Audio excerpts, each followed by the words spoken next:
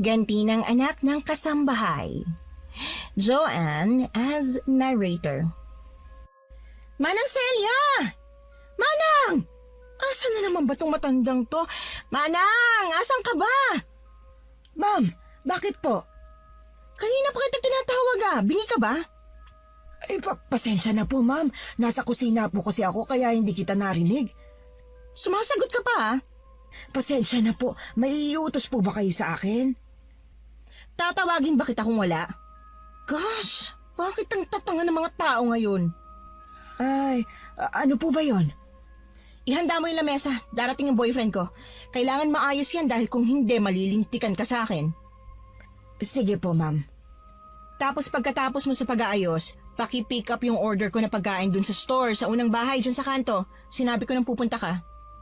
Ano pa po? Wala na. Gusto mo pa ba? Umagang-umaga ay high blood na agad si Hazel.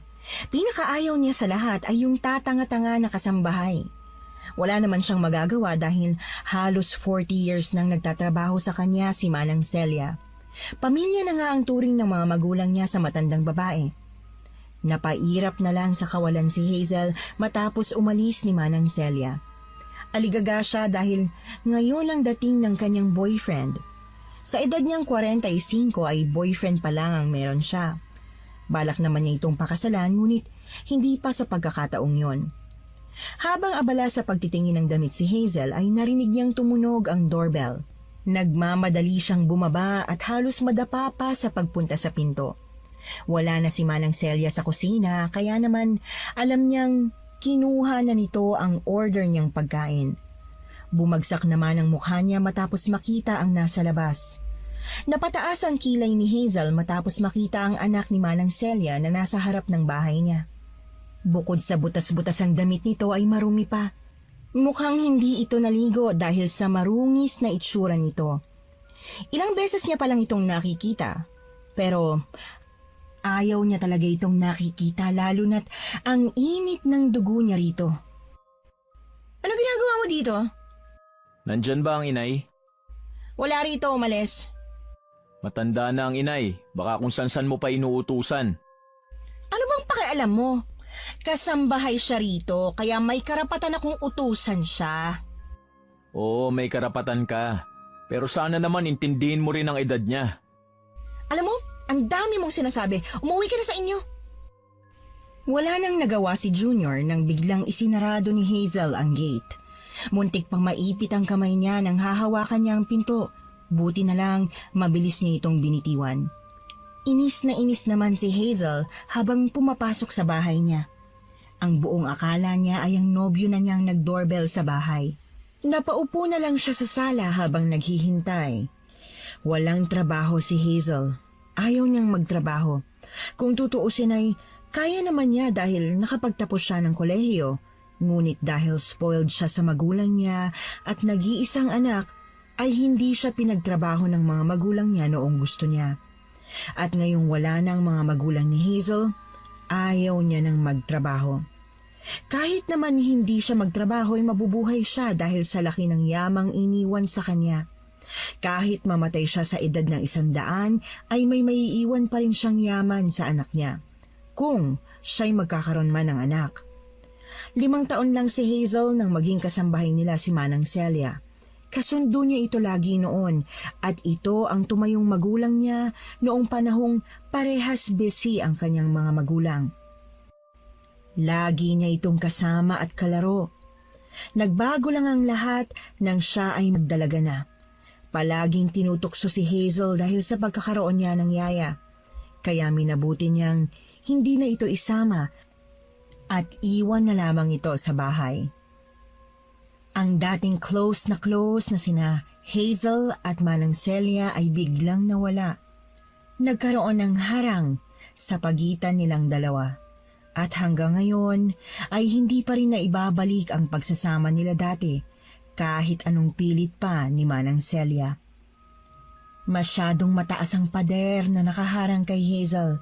Piling tao lang ang pinapapasok niya dahil ayaw na rin niyang masaktan ng sobra. Nakikita ni Hazel ang pagpasok ni Manang Celia habang bitbit ang mga pagkain. Hindi naman yun sobrang dami, pero dahil may katandaan na si Manang Celia ay mabigat na para dito ang binubuhat. Halata na kay Manang Celia ang pagod dahil nilakad lang nito ang kabilang kanto ng subdivision. Kahit nakita ni Hazel ay pinagsawalang bahala niya lamang ito. Nakuha niya pang magdekwatro ng upo habang pinapanood ang matanda. Nang makita ni Hazel na nailagay na ni Manang Celia sa lamesa ang pagkain, ay saka siya tumayo para siya nang mag-ayos. Wala siyang aasahan sa matanda sa ganoong bagay. Dumaan dito ang anak mo kanina. Ay, anong sabi? Ewan ko, pinaalis ko rin agad. Mabaho siya, marumi. Wala ba siyang trabaho? At hindi makabili ng kahit man lang sabon sa katawan niya? May trabaho naman siya, kaya lang iniwan siya ng asawa at anak niya, kaya natigil siya ngayon, ma'am. Palaging umiinom at parang napariwara na ang buhay. Serves him well. Kung ako man ang asawa niya, iiwan ko talaga siya. Mabait naman ho ang anak ko, ma'am. Mabuting tao rin si Junior. Marami nga siyang kaibigan dahil sa pagiging matulungin at masiyahin noon. Ay, wala akong pakialam sa kanya, Manang. Ayokong makita siya dahil kumukulong dugo ko sa kanya. Hindi ko pa rin nakakalimutan ng pagnanakaw niya ng singsing ni Mami, no? Alam kong siya yun, kahit ilang beses ko pa lang siyang nakikita. Napatunayan na ho, ma'am, diba? Hindi siyang nagnakaw noon. Akong nakakita at alam kong nakita ko. Pero ma'am, kilala ko ang anak ko. Maayos ang pagpapalaki ko sa kanya. Magpapalaki? Madalang ka lang umuwi sa inyo, no? Natahimik na lamang si Manang Celia at hindi na kumibo dahil sa huling sinabi ni Hazel. Ayaw niyang makipagtalo sa amo. Sarado ang isip nito sa lahat ng paliwanag na kaya niyang ibigay.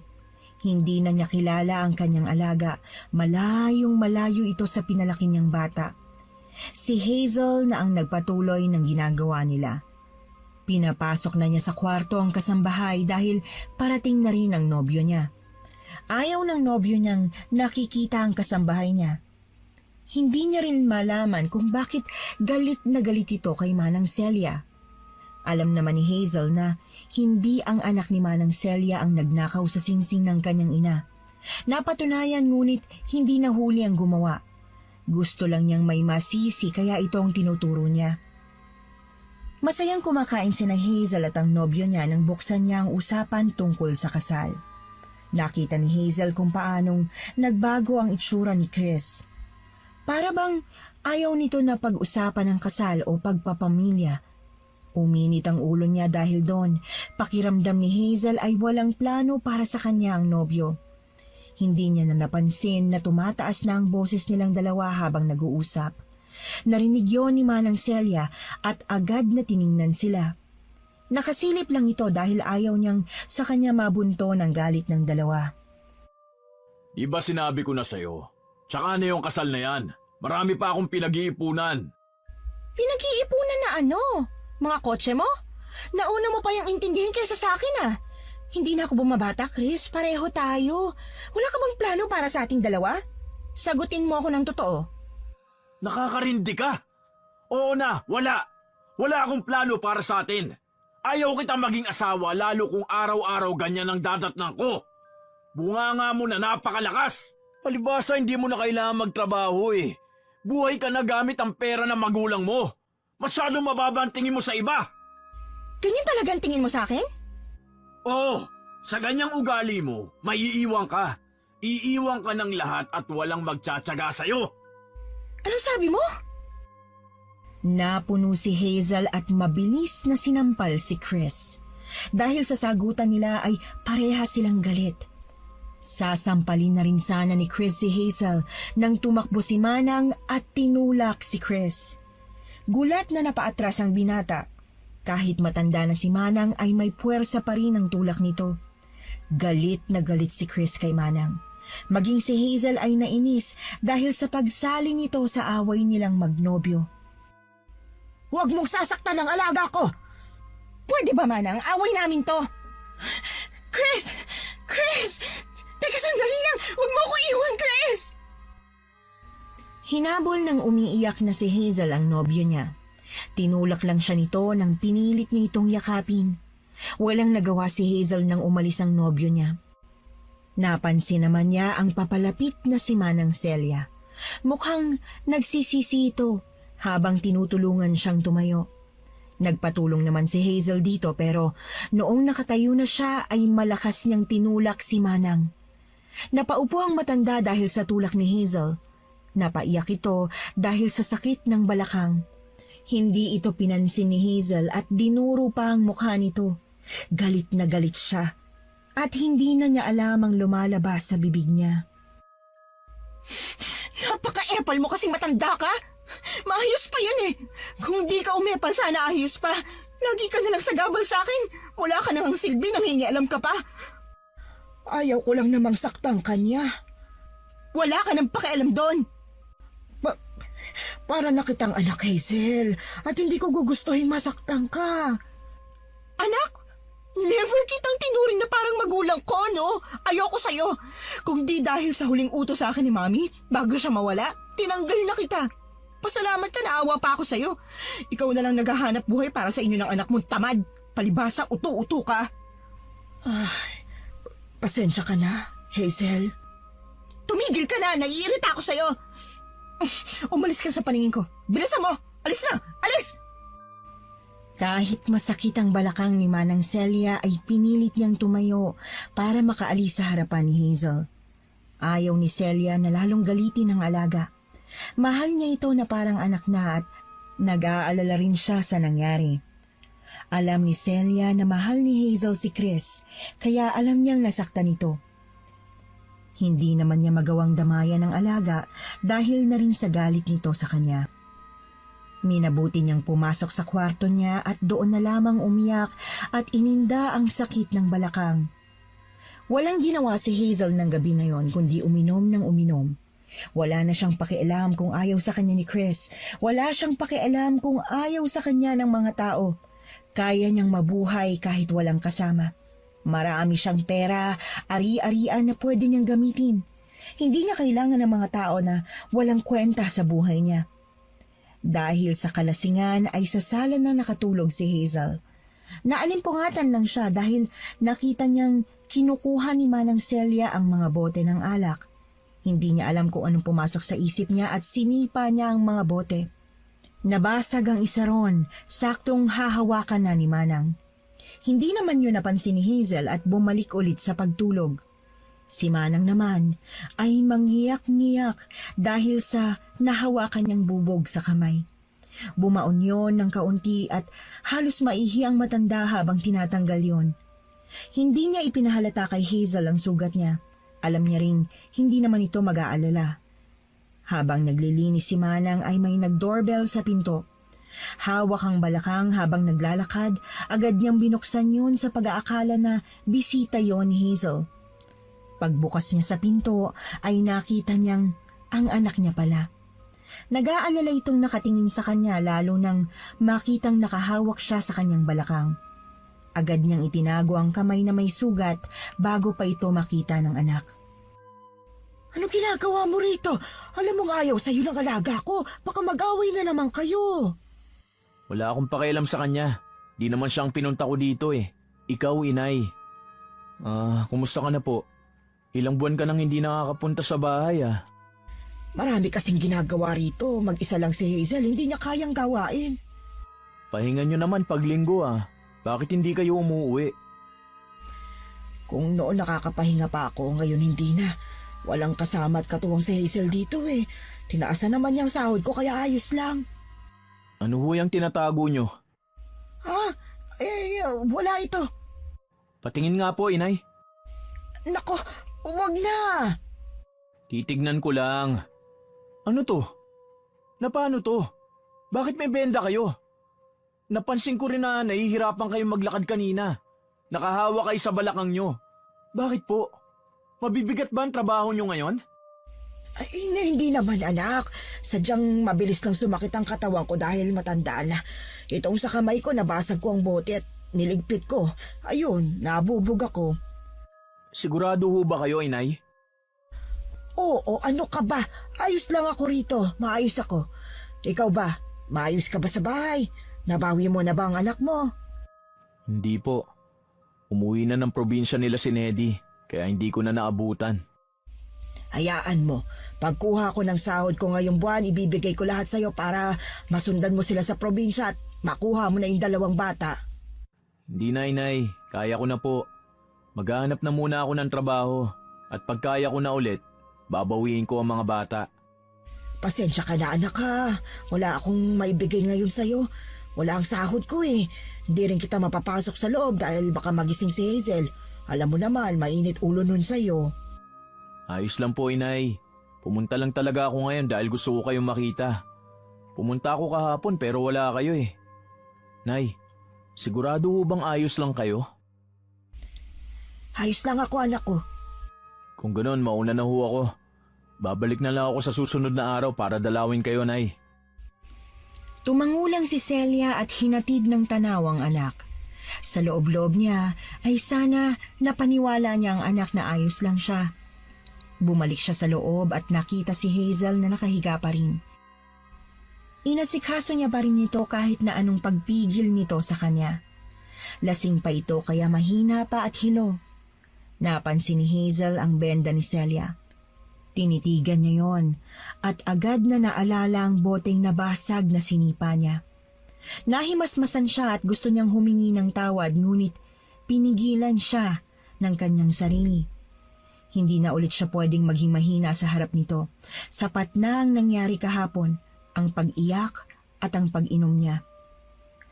Dahil sa nangyaring paghihiwalay ni Hazel at ng nobyo niya, ay lalo siyang naging masungit kay Manang Celia.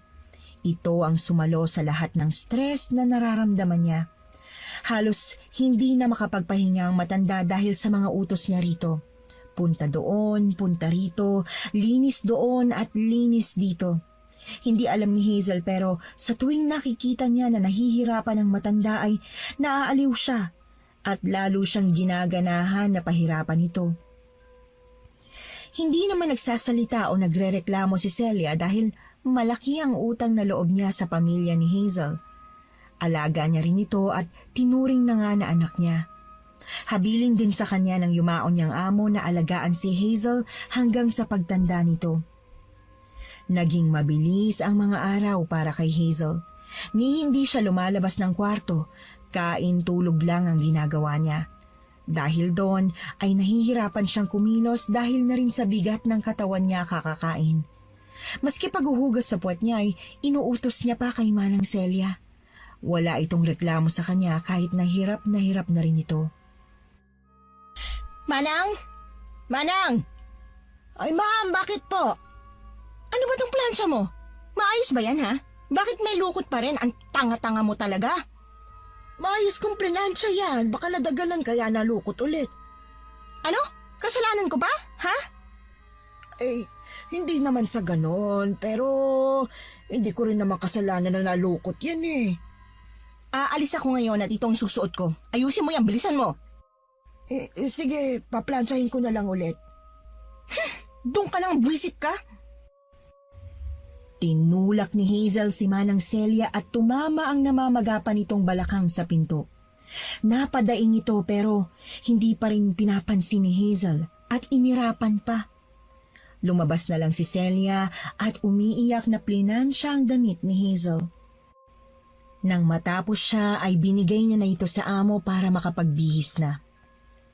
Hinatid naman ni Celia si Hazel sa labas ng bahay para maisara ang pinto. Kahit hanggang sa paglabas ay masasakit na salita pa rin ang binibitiwan ni Hazel kay Celia. Late na ako!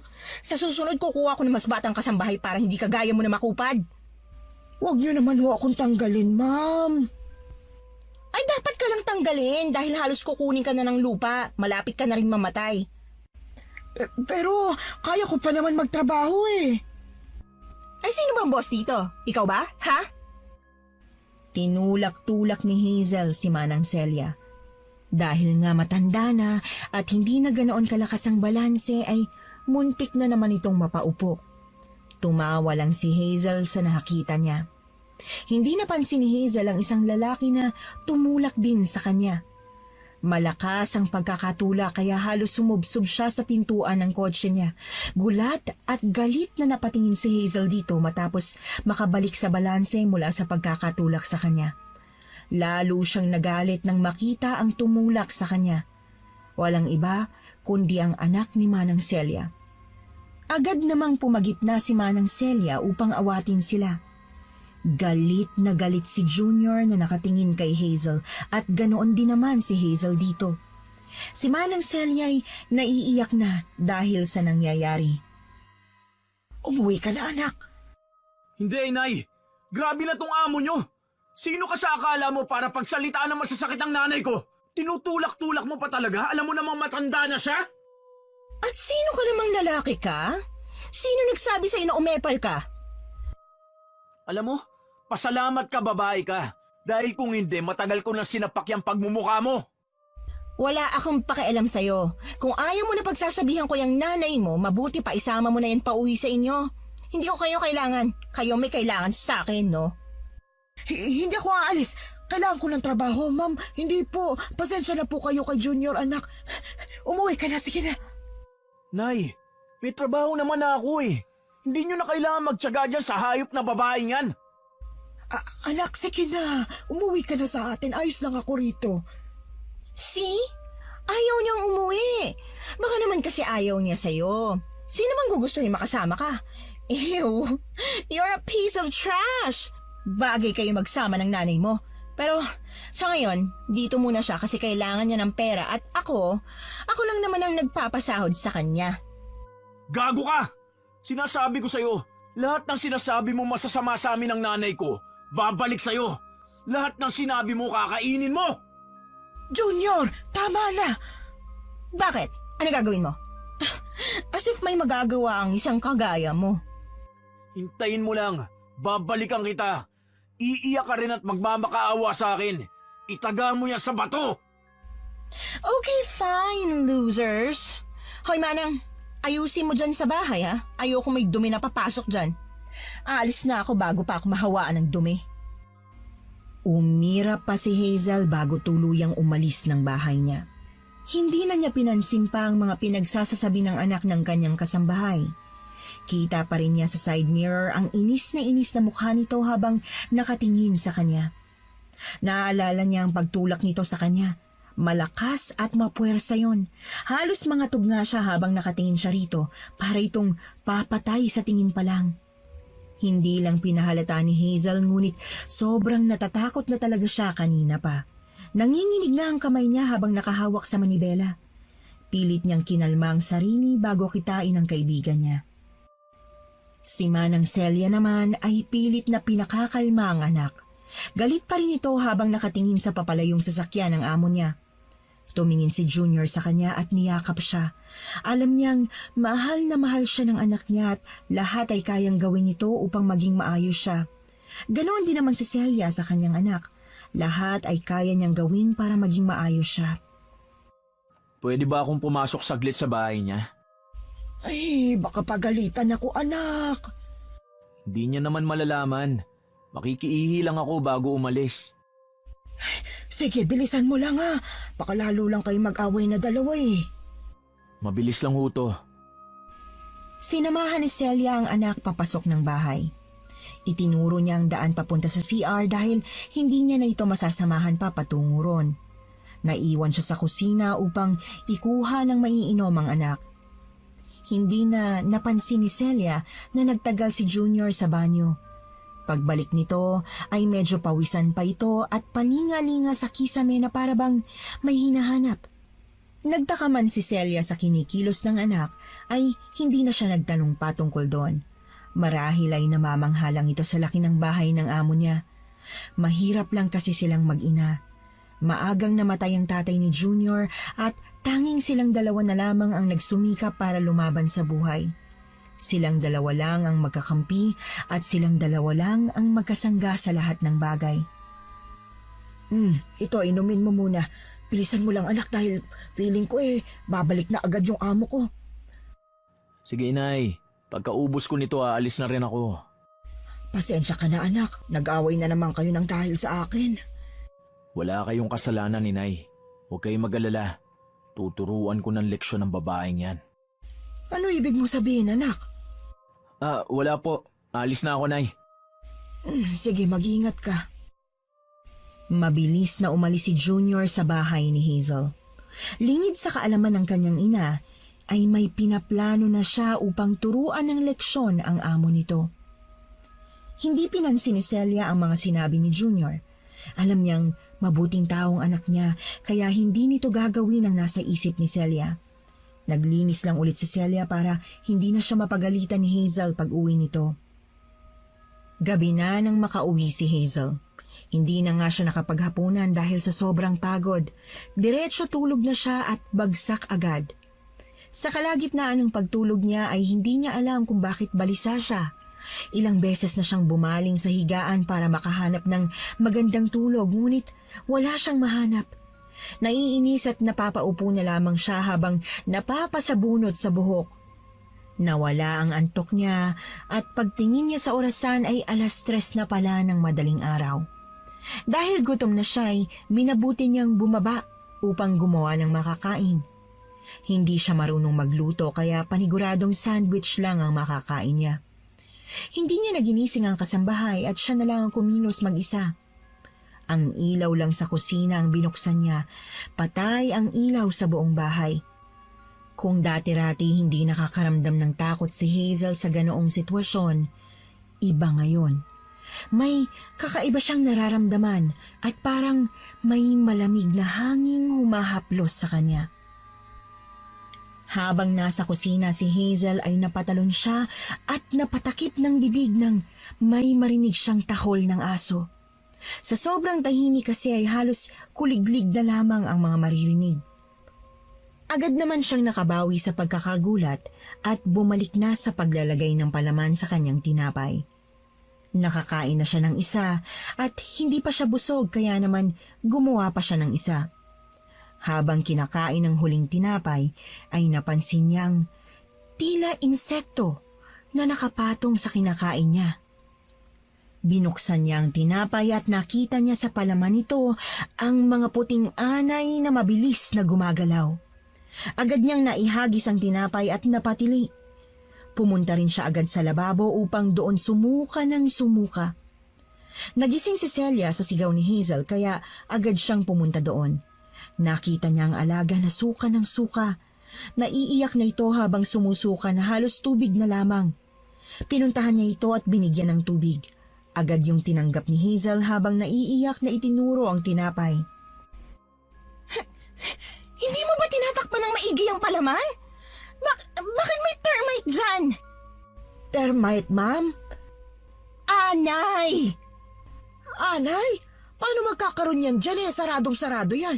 Tsaka isa pa, bago yung binuksan mo na palaman. I don't know. Hindi ko alam kung may nakain ako. Kadiri! Titingnan ko, baka namamalikmata ka lang. Kinuha ni Celia ang palaman at wala naman siyang nakitang anay doon. Kinutsara niya pa yon pero wala talaga. Maski sa tinapay ay wala rin namang anay kagaya ng sinasabi ni Hazel.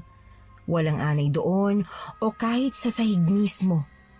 Napakunot ang noo ni Hazel at agad na inagaw ang tinapay para siya mismo ang tumingin. At tama ngang matanda, wala ngang anay doon. Oh, wala na. May anay dyan kanina. Paano nawala yun? Baka pagod ka lang. Gusto mo bang ipagluto kita ng makakain mo? Hindi, ayos lang. Sana ginising mo ko para may nakain ka man lang na mabigat sa tiyan. Ayos na nga, di ba? Pumasok ka na sa kwarto mo. Pasensya na, ma'am.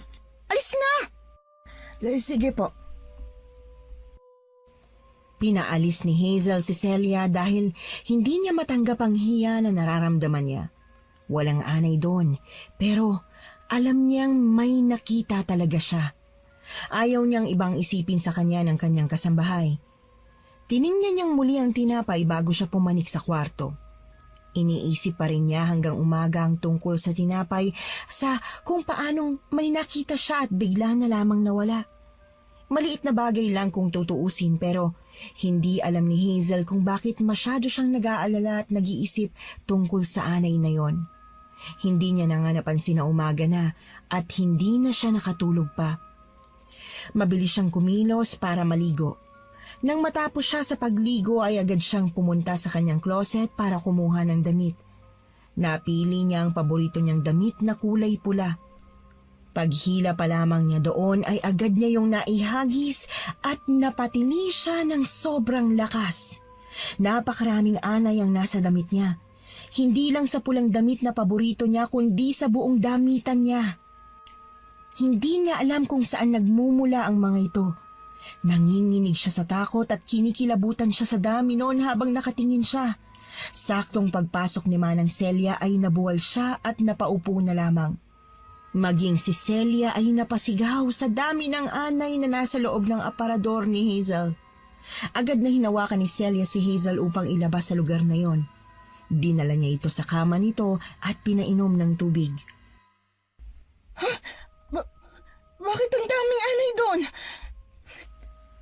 Hindi ko po alam, titingnan ko. Siguro, nagsimula sa kahoy na aparador mo kaya ganoon. Linisin mo na agad, ayoko na makita yon. Nandidiri ako. Nanginginig ka. Doon ka muna sa sala para hindi mo makita habang nililinis ko. Sasamahan na kita at kukunin ko na rin yung pest control. Linisin mong buong kwarto ko. Ayoko na may nakikitang ganyang kahit anong peso sa loob ng kwarto ko. Siguro, hindi mo nililinis ang maayos kaya may ganyan. Ay, sige, ako nang bahala. Hindi lang kwarto ko, buong bahay linisin mo. Hindi ko matatapos ngayong araw to. Napakalaki ng bahay. I don't care! Basta linisin mo! Dahil kapag may nakita pa akong anay o kahit ano pang insekto o peste sa bahay ko, ipapakain ko yan lahat sa'yo.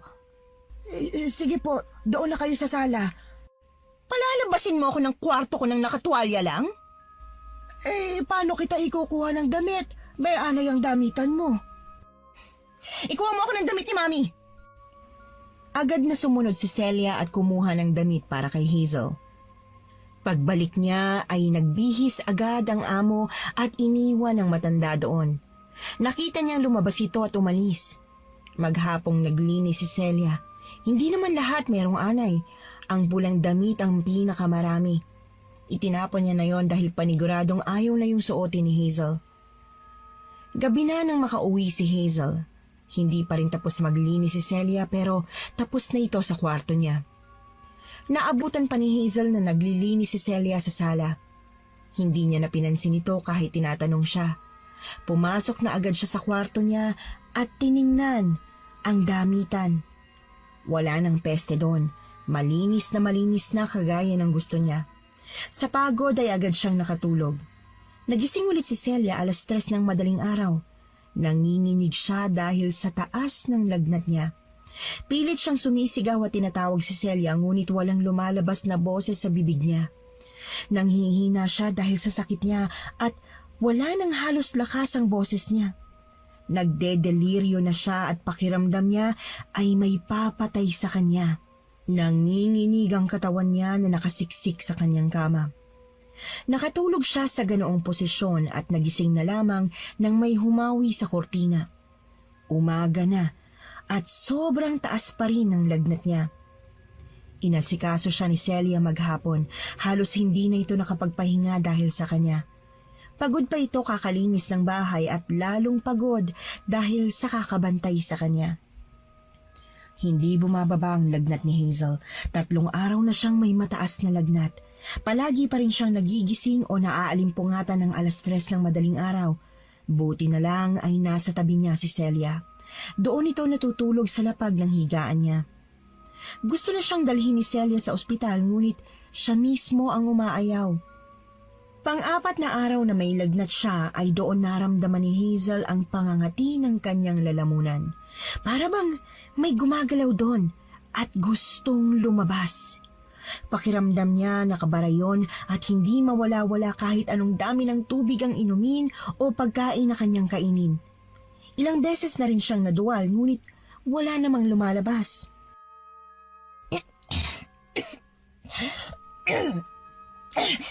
Napakakati ng lalamunan ko. Hindi ko alam pero feel ko may gumagalaw eh. Bukod sa lalamunan mo, ano pang nararamdaman mo? Mabigat ang pakiramdam ko. Feeling ko parang may nakadagan sa akin. Kahit anong inom ko ng tubig, palaging nanuno yung lalamunan ko. Nananaginip ka ba ng masasama? Oo, palagi pero hindi ko na matandaan. Nagigising ako ng 3:00 ng madaling araw. Hindi na kita ginigising dahil nakakalma ko naman ang sarili ko. Mag-albularyo tayo. Ha? Ano sinasabi mo? Anong albularyo? Manggagamot. Sa doktor na lang. Mas makakasiguro pa ako na tamang paggamot sa akin. Kung yan ang gusto mo, dadaling kita sa doktor. Ay, hindi pa ngayon. Tsaka na, kapag hindi pa ako gumaling, paniguradong gagaling naman ako, no? Ayaw magpadala ni Hazel dahil alam niya namang gagaling din siya. Ininuman niya ng gamot ang sakit niya at nagpabili na rin siya ng gamot para sa pangangati ng kanyang lalamunan. Halos 1 linggo na rin siyang may sakit.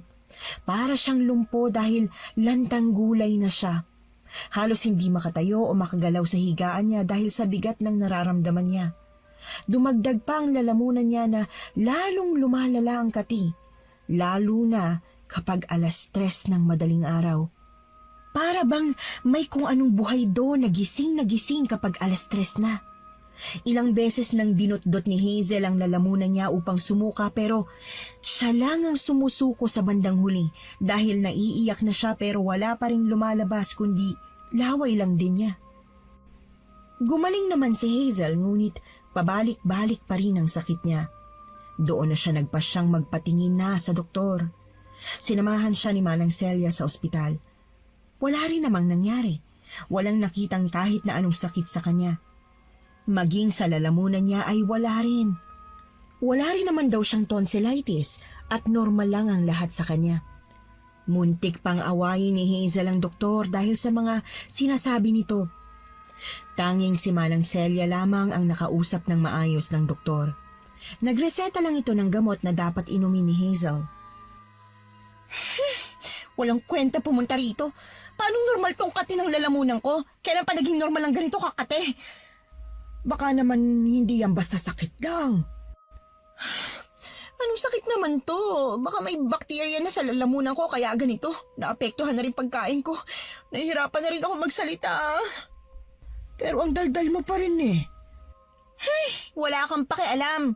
Naiinis ako dun sa doktor na yon. Huwag ka nang dumagdag ha, Manang. Ayaw mo ba magpatawas? Ha? Ang daming tawa sa bahay? Hindi. Tawas yung ginagawa ng albularyo para malaman baka may gumawa niyan sa'yo. Nagpapatawa ka ba, Manang? Hindi na nga ako lumalabas at nakikipag-usap. Sino pa makakagawa nito sa akin? Unless ikaw ang may gawa nito. Tayo lang magkasama palagi ah. Eh bakit ko naman yung gagawin sa'yo? Bakit nga ba? Nagtataka nga rin ako bakit hindi ka pa umaalis sa bahay. Bukod sa kailangan mo ng pera, ano pa bang kailangan mo sa akin? Siguro, gusto mo akong patayin para mapunta sa iyong yaman ko. Kung gusto ko yung gawin, matagal na sana. Hindi ko hangad ang pera mo. Gusto ko lang magtrabaho ng marangal. Ang tagal ko na sa inyo. Kahit kailan hindi ko sinira ang tiwalang meron kayo. Natahimik si Hazel dahil sa sinabi ni Manang Celia. Sumobra na si Hazel sa pambibintang kaya nasagot na siya ni Celia. Tahimik sila hanggang makauwi. Hindi na rin umimik si Hazel. Hindi na rin siya nagpasama rito na matulog ng gabing yon. Hindi naman nagpumilit si Manang Celia at hinayaan na si Hazel. Nagising ulit si Hazel ng 3:00 ng madaling araw. Napakakati ng kanyang lalamunan ngunit hindi katulad noon. Ngayon, ramdam niyang may lalabas sa lalamunan niya.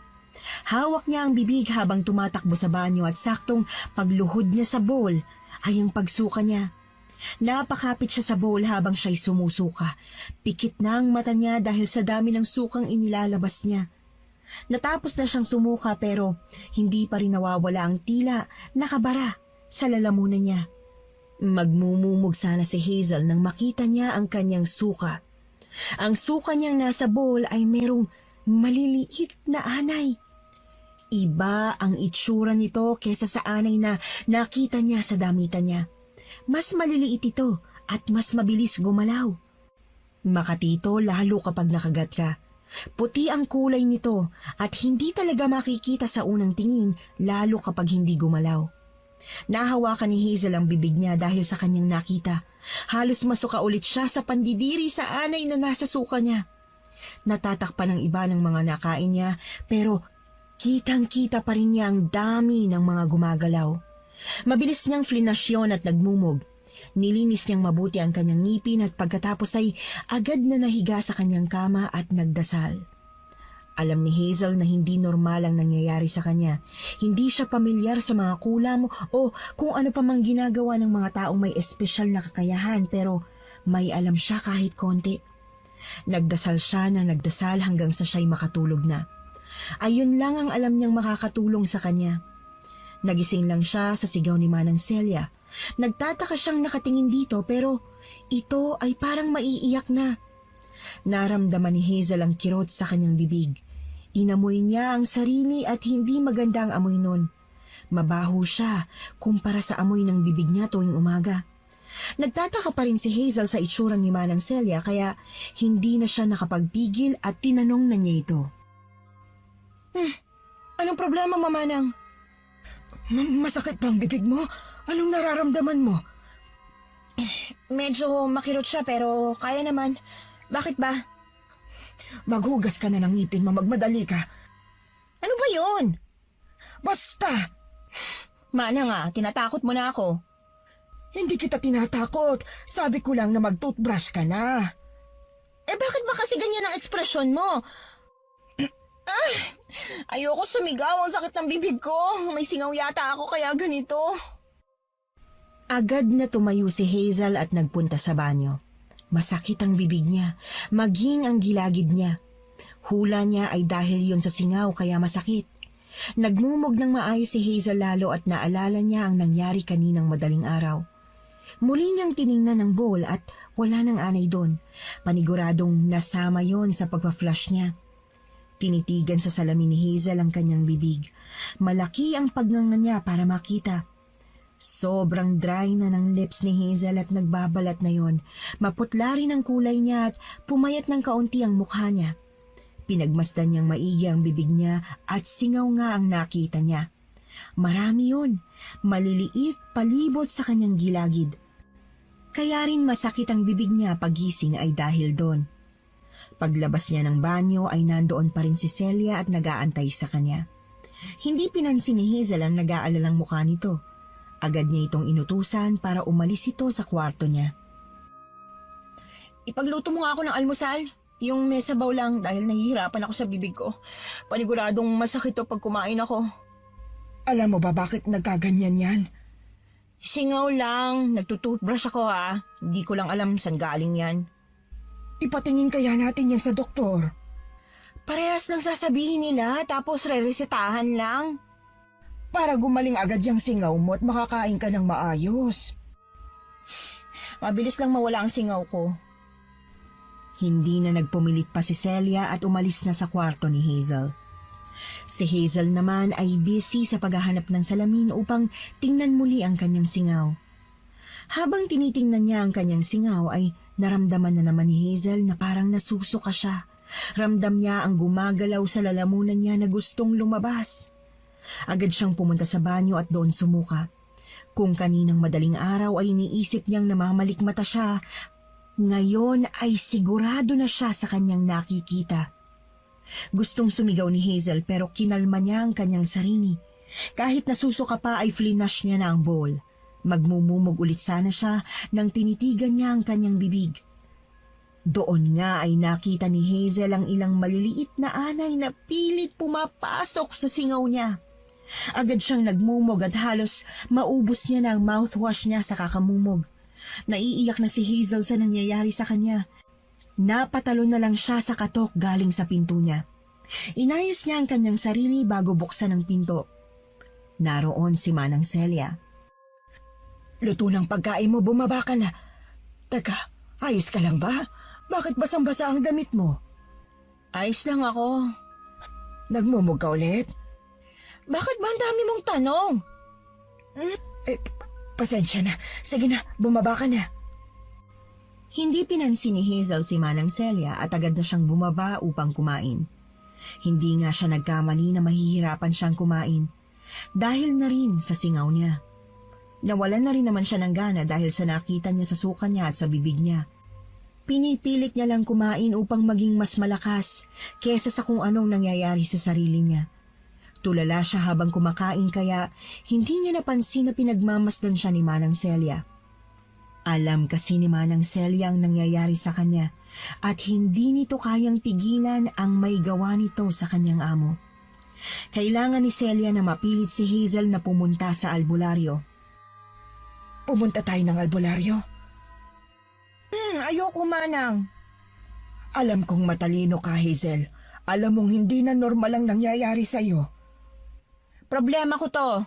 Huwag mo akong pangunahan sa kung ano mang gusto ko. Aray!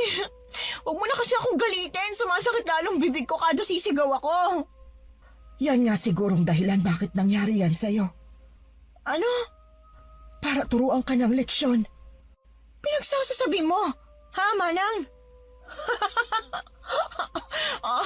Kakanood mo yan ng telenovela, no? Leksyon? Ano to, fantaserye?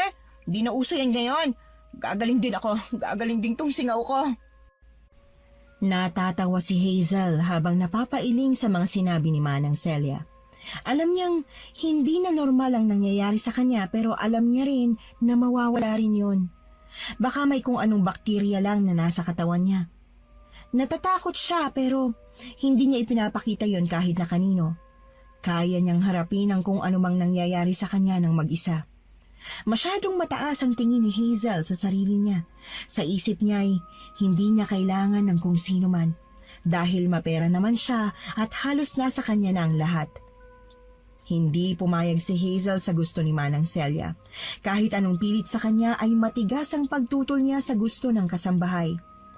Lumipas ang mga araw at naulit pa rin ang pagsusukan niya na may anay.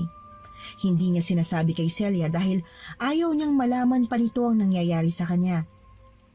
Ilang beses nagigising sa gabi si Hazel para lang sumuka na may kasamang anay. Palagi rin siyang balisa at hindi alam ang gagawin. Ang mga singaw sa bibig niya ay lalong lumalala.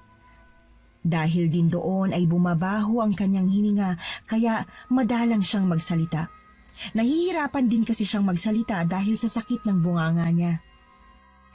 Nagluto ulit ako ng sabaw. Ito lang naman ang kaya mong kainin eh. Ayaw mo ba talaga sa sinasabi ko sa iyong albularyo? Sobrang payat mo na. Hindi na kita halos makilala. Ayoko. Huwag mo na ulit akong tanongin. Pero kasi... Ayoko nga sinabi! Hinampas ni Hazel ang lamesa para patigilin ang kasambahay. Nakita niya ang takot sa mga mata nito. Napatalon pa nga ito sa gulat sa ginawa niya. Magsasalita pa sana si Hazel nang maramdaman niya ulit ang sobrang kati ng lalamunan niya. Tumakbo siya sa lababo dahil alam niyang may lalabas ulit. Hindi pa umaabot sa lababo si Hazel ay nasuka na agad siya. Lahat ng isinuka niya ay nasa sahig lamang. Mas lalo niyang nakita ang mga anay na kasama ng suka niya. Doon na umiyak si Hazel ng sobra. Sumusuka siya habang umiiyak.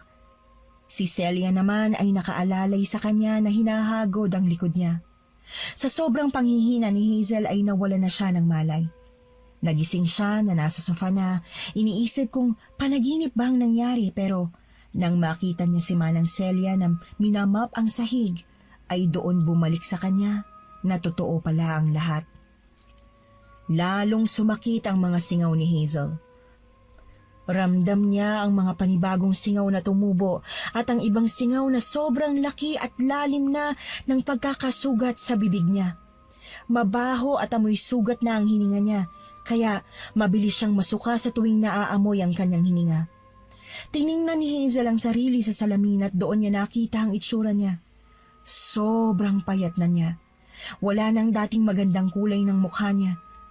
Sobrang putla na niya. Ang mga labi niya na walang kulay ay nagkakaroon na rin ng sugat na kagaya ng kanyang gilagid. Hindi napansin ni Hazel na umiiyak na siya habang tinitingnan ang itsura niya. Binigyan lang siya ni Celia ng panyo kaya siya tumigil sa pag-iyak. Nahihirapan ako magsalita. Ayoko na makipagtalo. Hindi ako nakikipagtalo sa'yo. Hindi ko alam kung ano nangyayari sa akin. Bakit sa akin nangyari to? May dahilan ng lahat ng nangyayari, ma'am. Anong dahilan nito? Dahil ba sobrang sama akong tao? Ganun ba? Pinoprotektahan ko lang ang sarili ko. Ayoko magkaroon sila ng pagkakataon para saktan ulit ako. Hindi ka masamang tao. Ako ang nagpalaki sa'yo, kilala kita, Hazel. Pero may mga bagay na hindi mo mauunawaan kung hindi mo mararamdaman. Anong pinagsasasabi mo? Hindi kita maintindihan. Pumayag ka nang sumama sa akin sa albularyo. Ayoko. Bakit? Gagaling din ako. Alam kong gagaling ako. Sa pamamagitan ng ano? Gamot na bigay sa'yo ng doktor? Mamamatay ka sa ginagawa mo. Hindi na nakapagsalita pa si Hazel hanggang sa umalis si Manang Celia. Natatakot siya sa sinabi ng kasambahay na mamamatay siya sa nangyayari sa kanya. Kinuha ni Hazel ang cellphone niya at nag-search tungkol sa albularyo. Gusto niyang makasiguro na totoo nga ito. Ang sabi doon, hindi pwedeng hindi ka naniniwala sa kanila. Sa isip-isip ni Hazel ay, paano siya gagaling kung hindi naman siya naniniwala sa albularyo? Inihagis na lang niya ang cellphone niya at muling humiga. Hindi na alam ni Hazel ang kanyang gagawin. Gusto na niyang matapos ang mga nangyayari sa kanya. Gusto na niyang gumaling. Sinamahan si Hazel ni Manang Celia sa pagtulog. Kahit ilang beses na niyang pinapalabas ito ay ayaw nito. Nakuha pa nitong humiga ng matiwasay sa lapag habang siya'y naiinis sa pagpapalabas dito. Hindi na siya nito pinapansin at ganoon din siya. Mahimbing na ang tulog ni Manang Celia habang siya ay nakatulala pa rin at iniisip ang nangyayari sa kanya. Habang tulala ay nararamdaman niya ang pagsakit ng kanyang bibig. May gumagalaw doon at pilit na sumisiksik sa kanyang singaw. Tumayo si Hazel para magmumog, saktong siya ay nasuka na naman. Tumakbo siya sa banyo at doon sumuka. Ngunit hindi kagaya ng mga nauna niyang pagsuka na may anay na maliliit at kulay puti. Ngayon ay anay na puti at malalaki. Tila ba ang lahat ng anay na maliliit noon ay lumaki ng bigla. Iba na ang laki ng anay na nakita niya kaya mas lalo siyang natakot at napasigaw ng malakas. Hinang-hina na siya dahil sa lahat ng naisuka niya. Halos mabuwal na siya kung hindi lamang siya nahawakan ni Manang Celia. Nakita ni Manang Celia ang mga anay na kasama sa suka niya. Maging ito ay kinilabutan dahil sa nakikita. Umiiyak na si Hazel dahil sa sobrang sakit ng kanyang bibig at ang ibang anay na hindi kasama sa suka niya ay naiwan sa kanyang gilagid at doon ito gumagalaw at kinakain ang kanyang mga singaw. Napakahapdi noon para kay Hazel. Halos hindi na niya maipagdikit ang labi dahil maging ito ay puro sugat na rin. Iyak na lamang siya ng iyak dahil sa sakit na nararamdaman niya. Binigyan si Hazel ng tubig ni Celia upang makapagmumog ito. Mabilis na tinanggap yun ni Hazel at nagmumog. Guminhawa saglit ang pakiramdam niya ngunit masakit pa rin ang kanyang buong bibig. Lalo na ang kanyang gilagid na sobrang lalim na ng mga singaw. Hindi na tama itong nangyayari sa'yo. Kailangan na natin ipagamot yan. Papayag na ako. Hindi ko na kayang sakit. Hinang-hina ng katawan ko, Manang. Tulungan mo ako. Bukas na bukas din pupunta tayo. May kilala akong magaling na albularyo, matutulungan ka niya. Sigurado ka ba, Manang? Oo, huwag kang mag-alala. Magiging maayos ka na. Ipahinga mo na yung bibig mo. Alam kong mas lalong sumasakit kapag nagsasalita ka. Matulog ka na ulit, babantayan kita. Tumango na lamang si Hazel at hindi na nagsalita pa. Masakit ang buong bibig niya at lalo pa nga itong sumasakit kapag nagsasalita siya. Nakatulog siya ng mahimbing dahil binantayan siya ni Manang Celia. Kinabukasan ay nagising si Hazel na wala na si Manang Celia sa tabi niya. Kahit nanghihina ay bumangon siya upang hanapin ito. Sa isip ni Hazel ay paniguradong nagluto na ng agahan si Manang Celia. Nagpunta siya sa kusina pero wala ang kasambahay. Hinanap niya ito at nakita niya ang nakabukas na pinto. Kinabahan si Hazel dahil baka naiwang bukas ni Manang Celia ang pintuan. Agad niyang pinuntahan yon at napatigil siya dahil may naririnig siyang mga boses. Boses ng dalawang taong nag-uusap. Kilala niya yun parehas. Ang mga boses ay mula kina Manang Celia at sa anak nitong si Junior. Hindi na sana makikinig si Hazel ngunit narinig niya ang pangalan niya. Para siyang naging estatwa habang nakikinig sa pinag-uusapan ng dalawa. Tigilan mo ng ginagawa mo kay Hazel! Kaya nga ho ako nagpunta rito para alamin kung natuto na ba siya. Nahihirapan ng alaga ko, mapapatay mo siya! Inay, hanggang ngayon ba siya pa rin ang uunahin mong intindihin? Alam niyong ginawa ko to para sa inyo. Para matutoy ang alaga niyo at hindi na kayo pagsalitaan na masasakit. Junior anak, itigil mo na. Naaawa na ako sa kanya. Ititigil ko naman ho. Kailangan ko lang makita na nagbago na siya. Na hindi na siya isang mayabang na tao. Gusto ko lang makasiguro. Nagbago na siya, mabait na siya ulit. Gusto ko makita. Tawagin niyo ho siya. Hindi na kailangan maniwala ka sa akin. Hindi na nakapagtimpi pa si Hazel at nagbakita na siya sa dalawa. Gulat na gulat si Manang Celia habang si Junior naman ay nakatingin lang sa kanya. Galit si Hazel sa mga narinig niya, lalo na ang katotohanang alam ni Manang Celia ang dahilan ng nangyayari sa kanya. Ngayon, alam na ni Hazel kung bakit siya pinipilit na magpaalbularyo ni Manang Celia. Dahil may alam ito at alam din ito kung sinong may gawa sa kanya ng mga nangyayari sa kanya.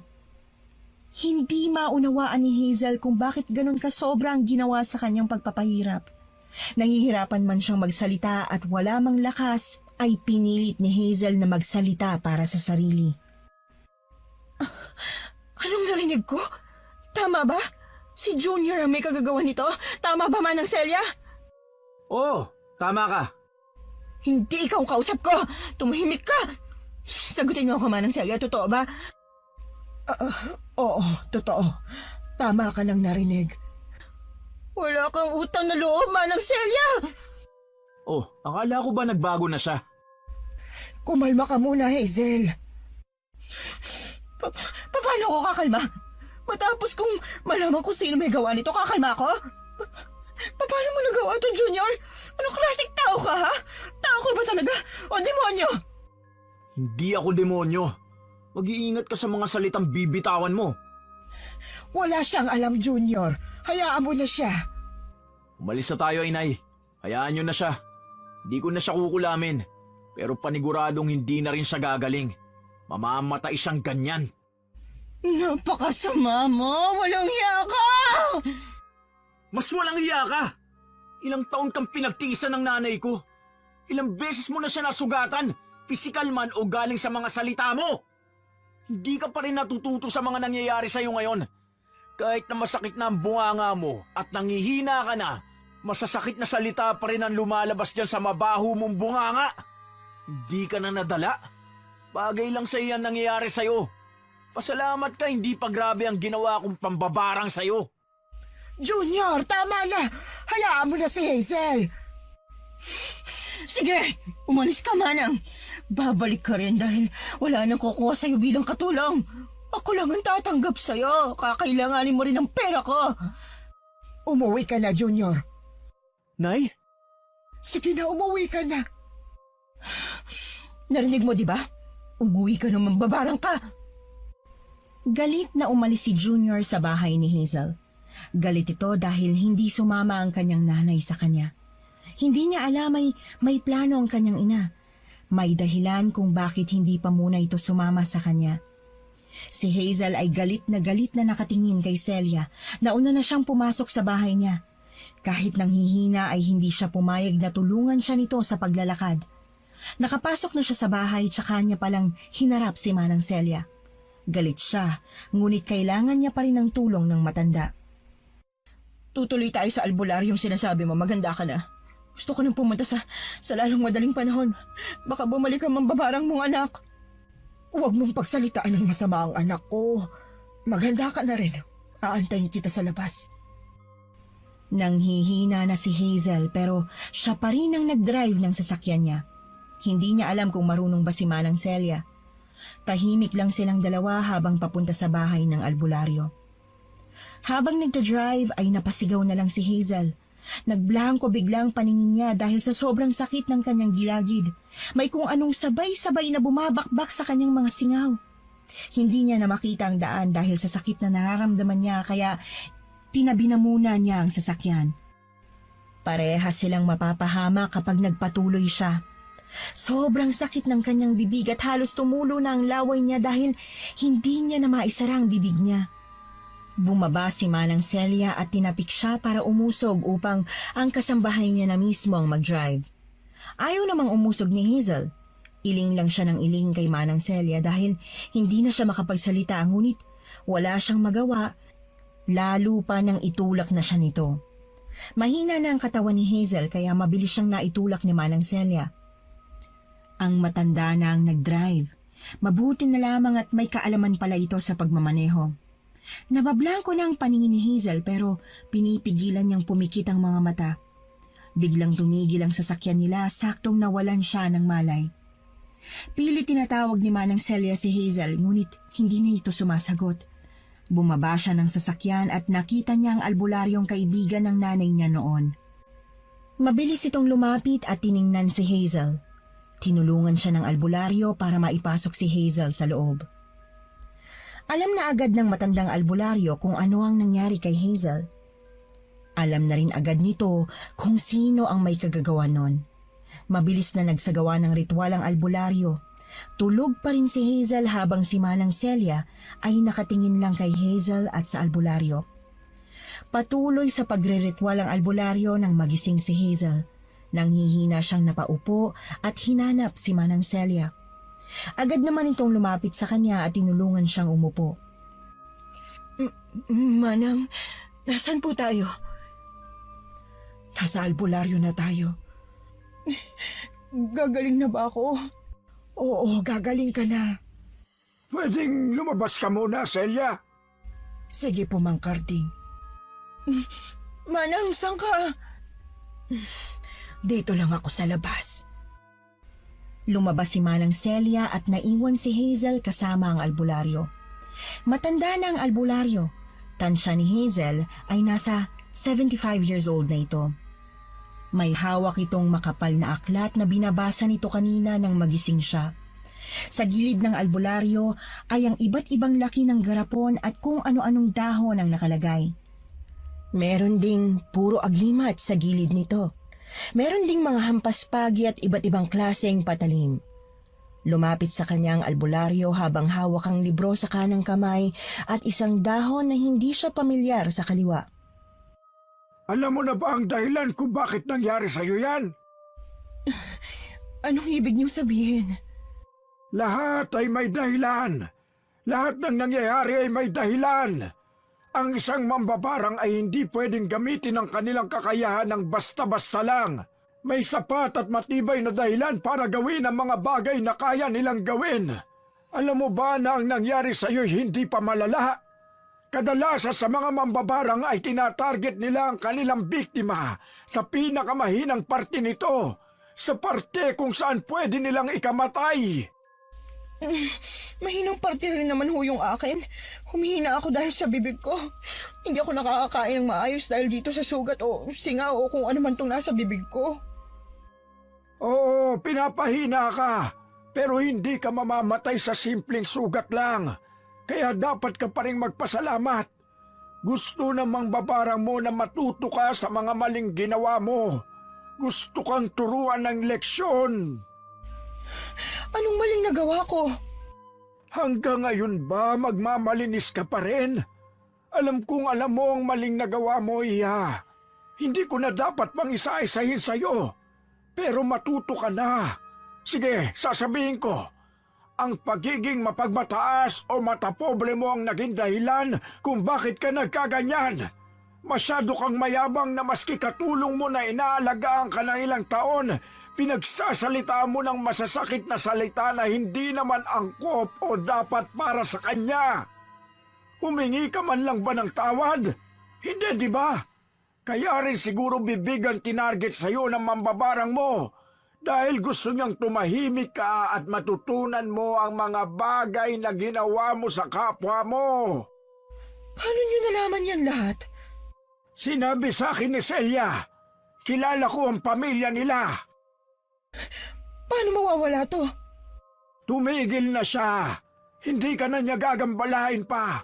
Hindi mo na kailangang kontrahin siya kagaya ng ibang mambabarang dahil kusa na siyang tumigil. Pero kanina binarang niya ako nang nasa kotse kami. Oo, pero kinausap na siya ng kanyang nanay. Titigil na siya sa ginagawa niya sa'yo. Paano sugat sa bibig ko? Paano po gagaling to? Simple lang. Kailangan mo ng ugat ng niyog. Pakukuluan mo ito at ang pinagkuluan ng siyang iinumin mo. Kusa na yang gagaling. Ilang buwan din yan, depende sa lalim. Nakakasigurado po ba kayo natitigil na siya? Oo, Iha. Ligtas ka na. Paano pa pag hindi siya tumigil? Pinuprotektahan ka ng nanay niya. Paniguradong titigil na siya. Swerte ka sa kasambahay mo. Mahal na mahal ka niya. Pinili ka niya kumpara sa anak niya. Sana naman matuto ka na. Sana mapagtanto mo ang mga bagay-bagay. Natahimik si Hazel sa mga sinasabi ni Mang Carding. Ang daming tumatakbo sa utak niya. Mga bagay na hindi niya nagawa at mga bagay na sana'y ginawa niya. Pumasok si Manang Celia at agad na nilapitan si Hazel. Gusto ni Hazel magsalita pero wala nang lumabas sa bibig niya. Si Manang Celia na ang nagpasalamat sa albularyong si Mang Carding. Ito na rin ang kumuha ng gamot na gagamitin ni Hazel para sa kanyang sugat sa bibig. Nagpaalam na sila sa albularyo at umalis na. Si Manang Celia pa rin ang nagmaneho ng sasakyan. Tahimik lang si Hazel at tinatanggap ang lahat ng mga sinabi ni Mang Carding. Hindi niya napansin na nakatulog na pala siya. Nagising si Hazel sa tapik ni Manang Celia. Sinamahan pa siya nito hanggang sa pagtulog niya sa kwarto niya. Dahil din siguro sa ginawang ritual ng albularyong matanda, ay lumakas ng kaunti si Hazel. Naging maayos ang pagtulog niya at hindi na siya nagising ng 3:00 ng umaga. Nagising si Hazel na wala na si Manang Celia sa tabi niya. Pagpunta niya sa kusina ay kumpleto na agad ang pagkain niya. Nakita niya si Manang Celia sa bakuran at nagdidilig. Agad niya itong inaya na sumabay sa kanya na mag-agahan. Nagulat ang matanda sa sinabi ng alaga. Ang tagal na rin simula nang magsabay sila sa pagkain. Hindi na maalala ni Celia kung kailan ang huli. Agad na inasikaso ni Manang Celia si Hazel sa pagkain. Tahimik lang silang dalawa at matiwasay na kumakain. Hindi alam ni Hazel kung saan siya magsisimula. Gusto niyang makausap ang kasambahay ngunit hindi niya alam kung paano. Bubuka pa lang ang bibig niya nang naunahan siya nitong magsalita. Pupunta rito ang anak ko mamaya. Ganun po ba? Okay lang po. Gusto ko rin siya makausap. Hazel, Iha. Simula nang tinanggap ako bilang katulong ng mga magulang mo, ako lang palaging tumitingin at sumasama sa'yo. Napamahal ka na sa akin, alam mo yan. Bakit parang nagpapaalam po kayo? Simula noon, anak na ang turing ko sa'yo. Napabayaan kong nag-iisa kong anak dahil sa kagustuhan kong magtrabaho at magkapera. Ngayong malaki ka na, baka pwedeng umuwi na ako sa kanya. Manang, Pasensya na, Iha. Alam kong nangako ako sa mga magulang mo pero kailangan na rin ako ng anak ko. hindi na nakapagsalita pa si Manang Celia dahil bumuhos na ang luha nito. Naiyak na rin si Hazel habang niyayakap ang naging pangalawang magulang niya. Nasa ganoong posisyon sila nang biglang may nag-doorbell. Alam na ni Hazel na si Junior ito. Ayaw pa sanang bitiwan ni Hazel si Manang pero wala na siyang magagawa pa. Si Manang nang nagpapasok kay Junior. Nasa sala si Junior at Hazel habang si Manang ay inaasikaso ang mga gamit nito. Naiwan ng dalawa kaya nagkaroon ng pagkakataon si Hazel para humingi ng tawad kay Junior. Junior, gusto ko lang humingi ng tawad sa lahat ng mga kasalanan ko. Kulang pa yung salitang sorry doon. Naiintindihan ko ng lahat ngayon. Sorry din, dahil ginawa ko yan sa'yo. Deserve ko to, ayos lang. Dapat sampalin ako ng katotohanan. Pasensya na sa lahat ng mga nasabi ko ha. Pinagsisisihan ko lahat yon. Alam mo, magkaiba kami ng nanay ko. Mabilis siya magpatawad kahit hindi mo pahingin. Pinapatawad ka na agad niyan. Pero dahil alam kong mahalaga ka sa kanya, anak ang turing niya sa'yo, pinapatawad na kita. Sana lang ay talagang natuto ka na. Ayoko pa sanang payagan si Manang Celia kasi parang hindi ko kaya. Pero na-realize ko na kailangan ko rin to. Kailangan ko matuto. Natigil ang pag-uusap nila nang lumabas si Manang Celia mula sa kanyang kwarto. Nakangiti si Hazel habang nakatingin sa kanyang kasambahay. Tinitigan ni Hazel si Manang Celia. Kinakabisado ang bawat bahagi ng mukha. Tumayo siya at niyakap ang kasambahay. Niyakap din siya nito at kung pwede lang ay ayaw na nilang bitiwan ang isa't isa. Manang, sana mapatawad mo ko. Napatawad na kita, alaga ko. Salamat, Manang. Mahal po kita. Mahal din kita, anak. Umiyak na nang umiyak si Celia habang yakap-yakap si Hazel na hindi na rin mapigil ang pagtulo ng luha. Nang parehas na silang tumahan ay hinatid na ni Hazel si Manang Celia at Junior sa labas. Mahigpit pa rin ang kapit ni Hazel kay Manang. Natatawa na lang si Hazel habang umiiyak sa dami ng habilin ni Manang sa kanya. Yung gamot mo para dyan sa sugat mo ha. Dapat pakuluan yon. Kung kukuha ka ng bagong katulong, siguraduhin mong mapagkakatiwalaan mo ng husto. Yung pagkain mo, huwag ka masyadong magmamatamis. Manang. Alam ko na yan. Pinapaiyak niyo ako lalo eh. Dadalaw na lang ako kapag may pamasahe. Ako na lang ang pupunta sa inyo. Sige na, mag-iingat kayo. Salamat, Manang. Salamat, Junior. Alagaan mo si Manang, ha, Junior? Salamat, Hazel. Tara, nanay. Mag-iingat ka palagi, ha, anak. Hazel. Umalis na sina Manang Celia at Junior. Naiwang mag-isa sa bahay si Hazel. Pagpasok niya sa bahay ay doon niya naramdaman ang pag-iisa. Tiningnan niya ang kabuuan ng bahay. Wala na siyang kasama. Nakita niya ang larawan nila ng pamilya niya, ang larawan ng kanyang mga magulang. Ang larawan niya sa lahat ng graduation mula kinder hanggang college. Doon niya talaga napagtanto na mag-isa na siyang talaga. Lumakad si Hazel papuntang kusina upang inumin ang pinakuloang ugat ng niyog. Si Manang Celia pang nagpakulo nun. May iniwan din itong note para sa tamang pagpapakulo ng gamot niya. Napangiti na lang si Hazel. Napakaswerte niyang talaga kay Manang Celia. Naiinis lang siya sa sarili niya dahil huli na bago niya pa ito na-realize. Mabilis na lumipas ang buwan. Halos 2 buwan na rin simula nang nangyari ang pag-alis ni Manang Celia. Ang sugat sa bibig ni Hazel ay naghilom na.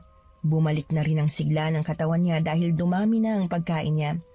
Hindi na kasi siya nahihirapang kumain o ngumuya. May kulay na ang mukha niya, hindi na siya maputla. Hindi na siya kumuha ng bagong katulong. Lahat ng bagay na kaya niyang gawin ay ginagawa niya na lamang mag-isa. Natuto na siyang magluto, maglinis, maglaba, at ang pinaka-importante ay natuto na siyang mabuhay ng mag-isa. Hindi pa ulit nakikita ni Hazel si Manang Celia, ngunit tumatawag ito kapag may pagkakataon.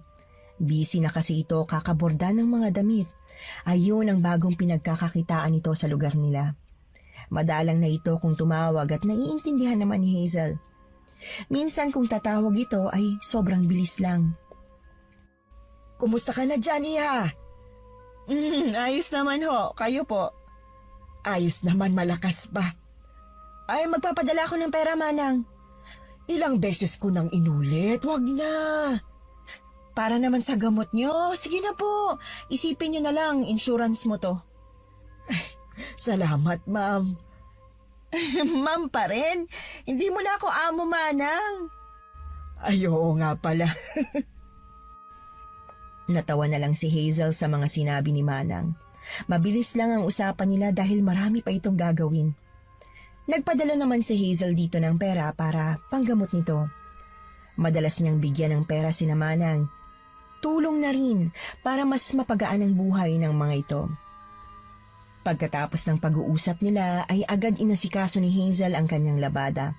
Linggo kasi kaya labade. Ganoon ang naging cycle ng buhay ni Hazel. Mula Lunes hanggang Biyernes ay nagtatrabaho siya. Sabado ay pahinga at ang Linggo ay para sa paglalabada. Alam ni Hazel na kaya siyang buhayin ng pera mula sa magulang niya pero gusto niya ring magtrabaho para mismo sa sarili niya. Nagustuhan naman niya ang trabaho niya. Ilang taon na lang din naman at retirement na niya. Gusto niya lang na ma-experience na makapagtrabaho kagaya ng iba. Iba kasi ang buhay na kinalakihan ni Hazel. Lumaki siya na nasa kanya na ang lahat. Ayon ang naging dahilan kung bakit masyado siyang naging mapagmataas. Sa tingin niya ang tao ang may kailangan sa kanya dahil siya ang mas may kakayahan dahil siya ang mapera. Hindi niya alam, siya ang may kailangan sa mga tao. Siya ang may kailangan kay Manang Celia. Malaking kakulangan kay Hazel nang mawala si Manang Celia. Naging mabigat ang mga gawain para sa kanya. Kung noon, isusubo na lang niya lahat ng kakainin niya, ngayon, kailangan niya munang magluto para sa sarili niya. Ang daming natutunan ni Hazel mula sa pag-iisa niya. Mula sa nangyari at ginawa sa kanya ni Junior. Na-realize niya na masyadong mataas ang tingin sa sarili. Hindi niya naisip ang masasakit na salita na nabibitiwan niya sa tuwing siya'y naiinis o nagagalit. Palaging sila ang nag-a-adjust para sa kanya. Ngayon, kung kailan humaharap na siya sa tunay na mundo, nauunawaan na niya na kailangang mag-adjust din para sa iba. Hindi sapat na marami siyang pera. Dapat sanay siyang trumato ng tama sa kanyang kapwa. Dahil ang pera ay hindi na madadala sa kabilang buhay. Pero ang kabutihan na iniwan mo sa mundo ay matitira pa sa puso ng mga taong tunay na nagmamahal sa'yo.